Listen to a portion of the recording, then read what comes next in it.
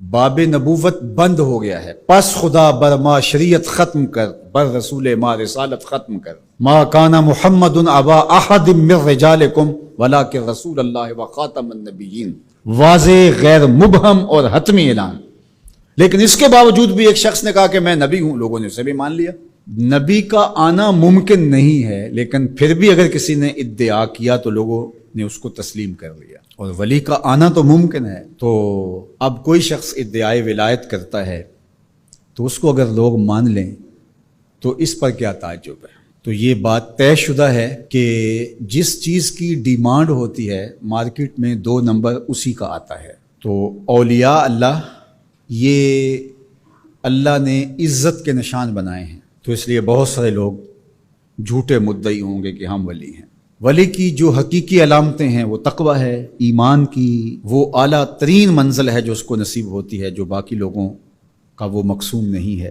تو اب یہ تو منزل حاصل نہیں ہو پائے گی ان کو۔ اب ولی کی ایک ظاہری علامت جو بادی النظر میں ہے وہ کرامت ہے۔ اب کرامت کا ظہور بھی 2 نمبر لوگوں سے نہیں ہو سکتا، لیکن کوئی جھوٹی بات منسوب تو کر سکتے ہیں اپنے ساتھ، یا کوئی مکر، کوئی فن اس کو کرامت تو قرار دے سکتے ہیں دجل، فریب اور دھوکے کے ذریعے سے، اور ایسا ہوتا ہے۔ تو اگر 2 نمبر اولیاء پائے جائیں اور ہم پہچان بھی جائیں یہ 2 نمبر ہیں، یا کسی کی جھوٹی کرامت کو سنیں، تو اس کا یہ مطلب ہوگا کہ ہم اولیاء کا انکار کر دیں۔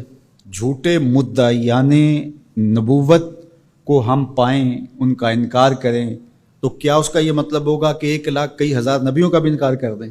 کوئی جھوٹا مدعی نبوت جھوٹے معجزات پھیلا دے اپنے، ان جھوٹے معجزات کا ہم انکار کریں، تو کیا اس بہانے ہم سچے نبیوں کے معجزات کا بھی انکار کر دیں؟ یہ تو دانش مندی ہی نہیں ہے۔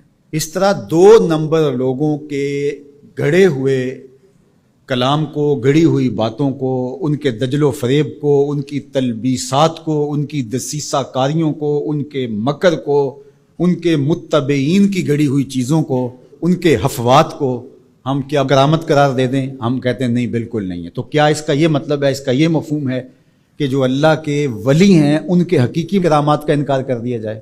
جب علم سطحی ہوگا تو ایسا ہوگا۔ 2 نمبر لوگوں کی حفوات کو آپ ضرور اس کی تردید کریں۔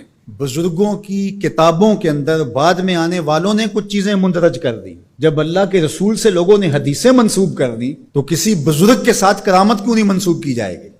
یہ ہو سکتا ہے، اس کو آپ الگ کیجئے، فن کے اعتبار سے الگ کیجئے، جس طرح محدثین نے کیا، انہوں نے چھانٹی کی، موضوع اور صحیح کو الگ الگ کیا۔ یہ تو نہیں ہے کہ ایک موضوع حدیث آ گئی تو پورے ذخیرہ حدیث کا انکار کر دیا، ایسا تو نہیں کیا۔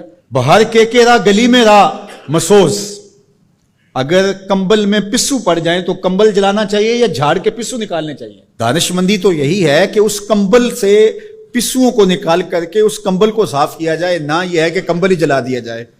لوگوں نے دین ہی جلا دیا۔ اور میں آپ کو ایک کہانی قرآن سے سناؤں۔ واقعہ اس طرح ہوا کہ حضرت سلیمان علیہ السلام کو آ کے ہدہد نے بتایا کہ ملک سبا میں ایک خاتون ہے جو لوگوں پر حکمرانی کر رہی ہے، اور اس کے پاس بہت بڑا تخت ہے۔ اس تخت کی چوڑائی اور لمبائی علماء تفسیر نے لکھا کہ 60 ہاتھ چوڑا تھا اور 80 ہاتھ لمبا تھا۔ حضرت سلیمان علیہ السلام نے اس کو خط لکھا ملکہ بلقیس کو کہ تم میرے پاس حاضر ہو جاؤ، ورنہ جو ہے وہ میرے ساتھ جنگ کرنے کے لیے تیار ہو جاؤ۔ اس نے تحفے اور انعام و اکرام لے کر کے حاضر ہونے کا فیصلہ کیا۔ جب وہ بہت قریب آ گئی تو آپ کی مجلس لگی تھی حضرت سلیمان کی، تو آپ نے اپنے لوگوں کو کہا کہ وہ جس تخت پہ ناز کرتی ہے تو کوئی ہے اس کے آنے سے پہلے لے آئے، اور وہ بالکل قریب آ چکی تھی۔ تو ایک جن اٹھا، اس نے کہا حضرت یہ خدمت میرے ذمہ لگائیے۔ قال عفریت من الجن، وہ بڑا قوی ہیکل، بڑا طاقتور، بڑی توانائی رکھنے والا، اس نے کہا کہ حضرت یہ ذمہ داری میری رہی، کب تک لے کے آؤ گے؟ کہا مجلس برخاست ہونے سے پہلے پہلے لے آؤں گا۔ صبح کو مجلس لگتی تھی، دوپہر کے وقت برخاست ہو جاتی تھی، تو اس نے کہا مطلب میں دوپہر تک لے آؤں گا۔ اللہ اکبر! 1 مہینہ جاتے ہوئے لگتا تھا، 1 مہینہ آتے ہوئے لگتا تھا۔ ڈبیا بھی ہو اور جیب میں ڈال کے لے آنی ہو پھر بھی 2 ماہ چاہیے، اور وہاں پہروں کے اندر مکفل تھا۔